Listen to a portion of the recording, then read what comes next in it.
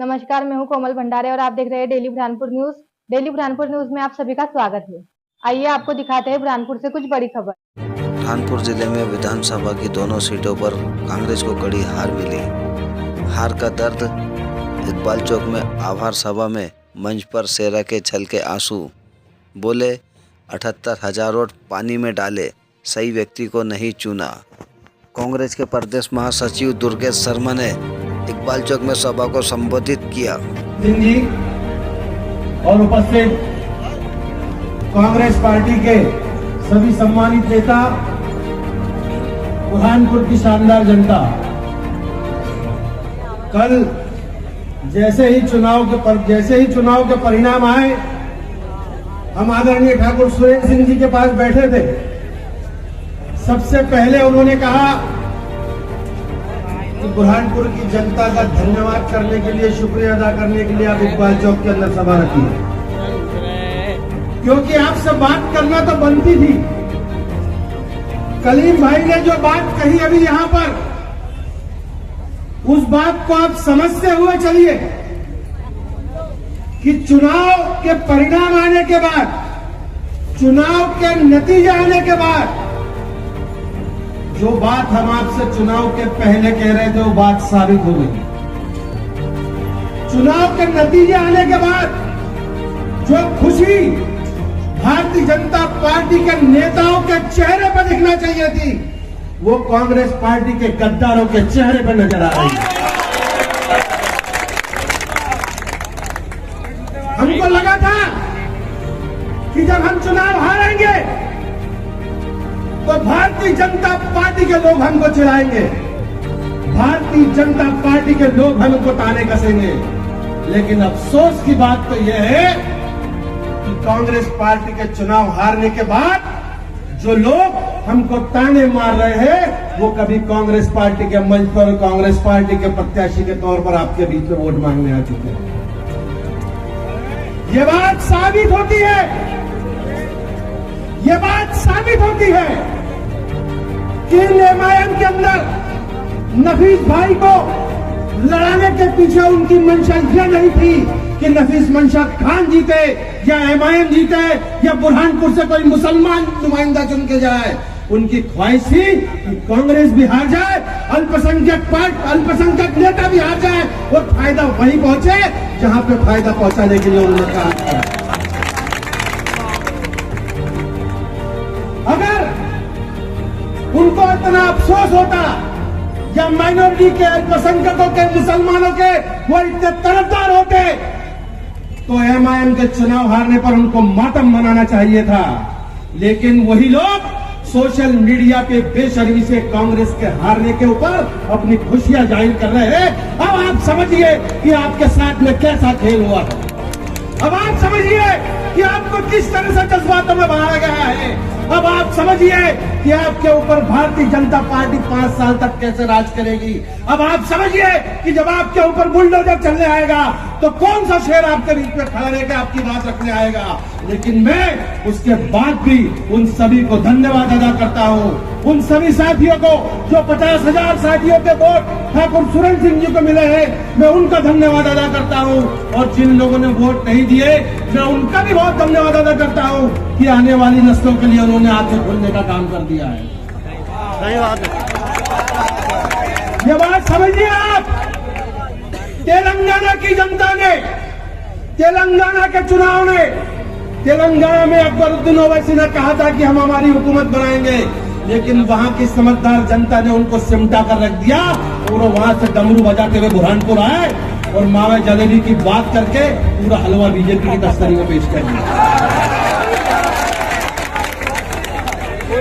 ये बात आप समझिए, कम से कम आने वाले चुनाव में ध्यान रखिए। और आपके बीच जो लोग आपका बरगलाने के लिए आए थे, जो लोग आपके बीच में दूसरे लोगों की नुमाइंदगी करते हुए आए थे, लोकसभा का चुनाव आने वाला है कुछ समय के बाद। दुश्मन नरेंद्र मोदी और अमित शाह है, कसम में अब मत आना कांग्रेस के नाम पे वोट मांगने। अब खड़ा करो वापस एमआईएम को अंदर, तुम्हारे अंदर दम है। और आपसे गुजारिश करूंगा, आप सभी से गुजारिश करूंगा कि जितने लोग आपसे पतन का वोट मांगने आए थे, अगर कांग्रेस की बात करने आए तो गिरबान पकड़ के बात करना, जवाब सवाल करना उनसे कि 6 महीने पहले जब कांग्रेस पार्टी की बात आई थी, तब आप क्यों हमारे बीच में कांग्रेस की बात को लेकर नहीं आए? तब क्यों आपने हमारे नौजवानों को बहका दिया? तब क्यों आप हमारे बीच के 35,000 वोट ले जाकर कांग्रेस पार्टी को हराने का काम करते हैं? तो मध्य प्रदेश लेवल की बात बहुत ज्यादा नहीं करूंगा, क्योंकि हम इस बुरहानपुर शहर में चुनाव भारतीय जनता पार्टी से नहीं आ रहे हैं, हम चुनाव एमआईएम से आ रहे हैं।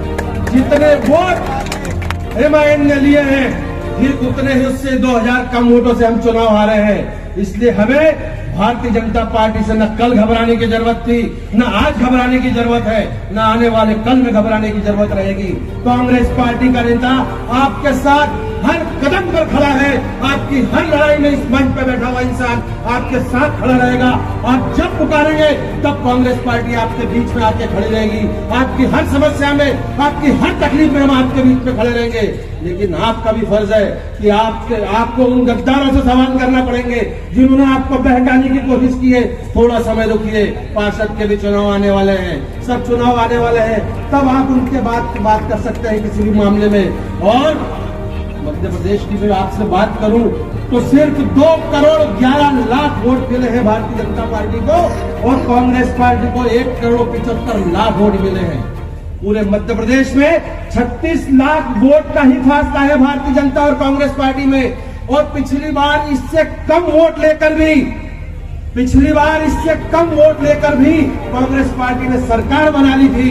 और कलीम भाई ने अभी जो कहा कि ये बुरहानपुर की बात नहीं है, पूरे मध्य प्रदेश के लोगों के चेहरे की हवाइयां उड़ी हुई है कि जब हमने वोट कांग्रेस पार्टी को दिया, कर्मचारी नाराज था उसने वोट दिया, किसान नाराज था उसने वोट दिया, बेरोजगार नाराज था उसने वोट दिया, तो फिर ये सरकार एकदम इतने बड़े बहुमत से बन कैसे गई? हम तो आपको बोलते हैं नरेंद्र मोदी जी कि आप में दम हो तो एक बार बैलेट पेपर में चुनाव हिंदुस्तान की जनता आपको जवाब दे देगी। लेकिन आप डरते हो इसके बैलेट पेपर से चुनाव नहीं करवा पाए। और आदरणीय ठाकुर सुरेंद्र सिंह जी, आपके साथ 70,000 जनता है, आपके साथ पूरे परिवार के लोग हैं, आपके साथ बुरहानपुर के लोग हैं।